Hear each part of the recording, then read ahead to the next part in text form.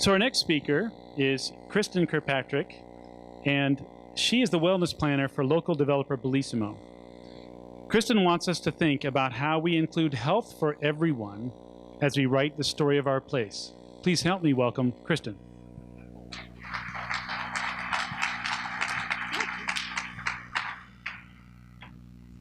We're going to try out the Prezi, see if it works.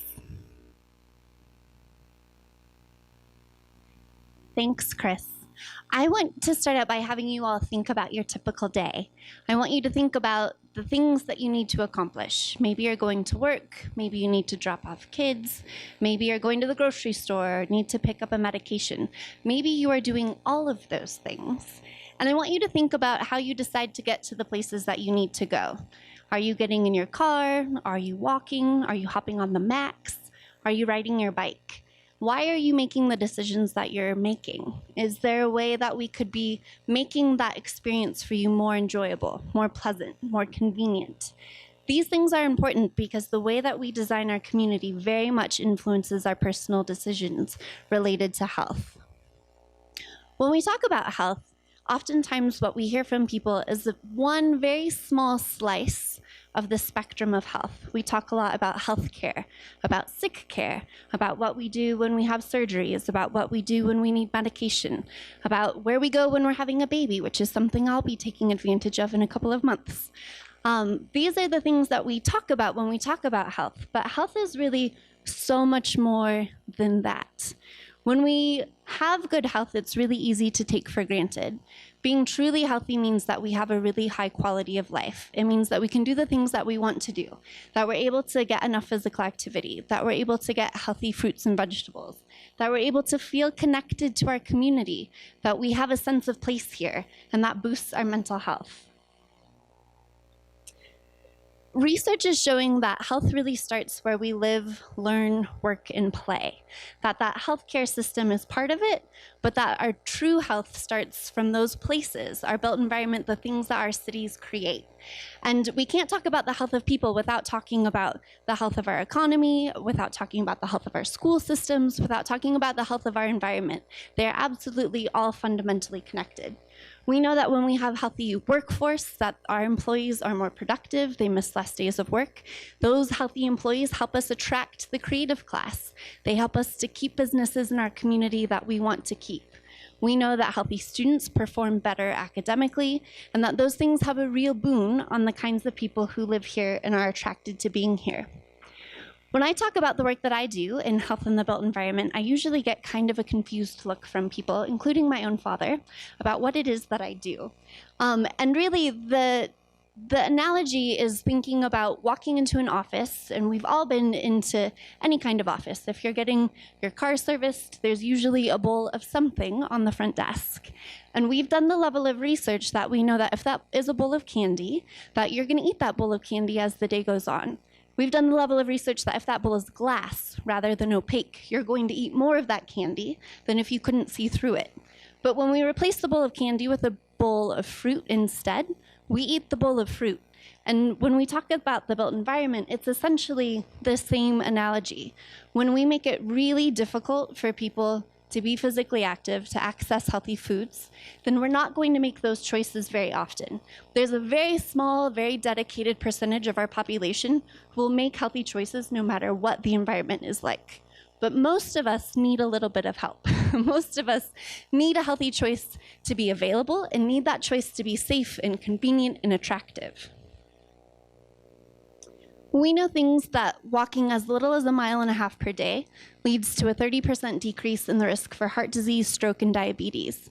And so when we're talking about the kind of built environment that fosters physical activity, we're talking about these tiny little things that add up. We're not talking about being in marathon shape, but we're talking about having the kind of health that allows you to do the things that you want to do. While we know that 1.5 miles, which isn't very much, has such a big health impact, we also know that 3/4 of the trips that we make 1 mile or less, we take by car. So when you think about that typical day, when you think about the places that you're going and how you got there, we're usually choosing to not have an active mode. We're usually choosing more sedentary behavior.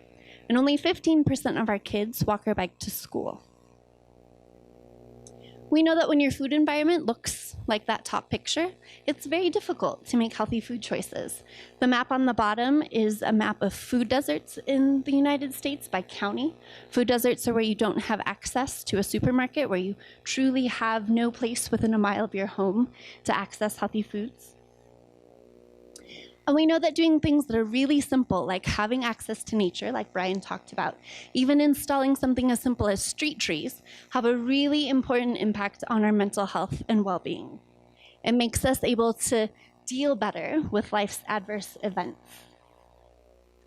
We also know that we can design communities and buildings in a way that fosters our sense of community and boosts our mental health, that helps us feel more connected to the people who live in our community and this sense of place.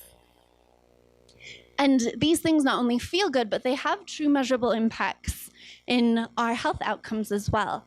There's often a phrase in public health that our zip code is becoming more important than our genetic code, that where we live matters, place matters. This is a campaign by the California Health Endowment, and they found a 15-year life expectancy difference between two zip codes a few hundred miles away from one another. And so when we take it local, we're doing some things really, really well. We get a lot of awards and a lot of recognition for the good work that we're doing. We've got some amazing policies. We have a platinum level bicycle friendly community. We've got a bronze level walk friendly community. Michelle Obama recently gave us 5 gold medals, which is the most that you can get for our obesity prevention policies for kids. And then the STAR Community Rating Index, which has a lot of health supporting language in it, gave us 3 stars in their pilot.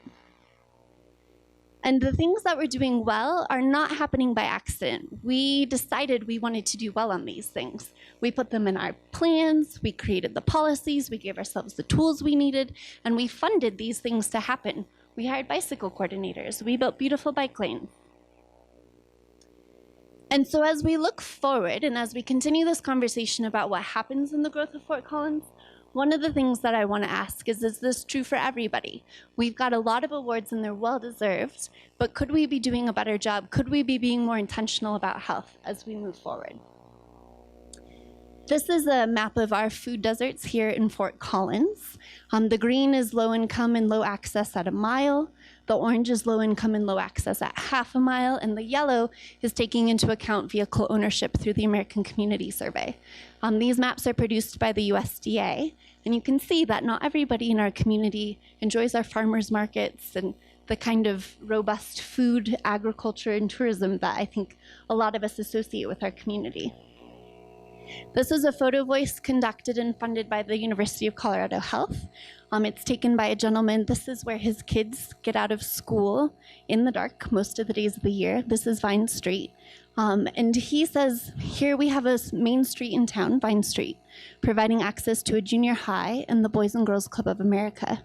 During the winter season in late fall and early spring, school lets out near dark. However, there are no street lights, and the only lights available is a stoplight. You can't see people, and it's horribly unsafe.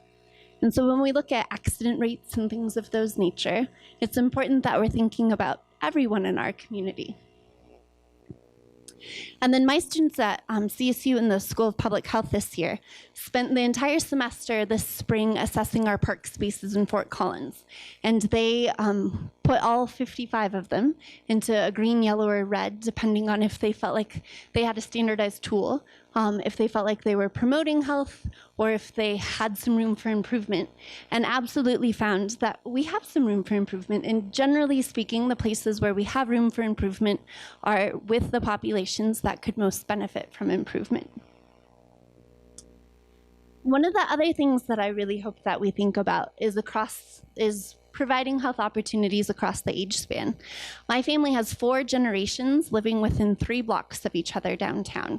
And so when I sit as a planning commissioner in the city, I think about my 2-year-old daughter and her 87-year-old great-grandmother, and how the projects and the places that we're creating function for both of them and everyone in between. When we look at the bell curves of our age spectrum, it's really important that we get that right. 1 in 4 kids in Colorado are overweight or obese. And so when we look at our adults are doing really, really well. Our adults are the leanest in the country, but our kids are middle of the pack. they are nowhere near the top. And so when we look at our youth, the true future of this community, it's hard to talk about the future of Fort Collins without talking about them. And we seem to not be quite getting it right when we're talking about our youth and health. And then you've all heard the silver tsunami is coming, it's here. And we certainly need to be being very mindful about planning for that population as well. So as we talk tonight, I really hope that we can be intentional about the health of our community. I really want my daughter growing up here, and whoever this ends up being in a couple of months will know, to enjoy the quality of life that I enjoyed growing up in Fort Collins, and to have access to health for everyone. With that, I'll pass it on to Mike. Thanks.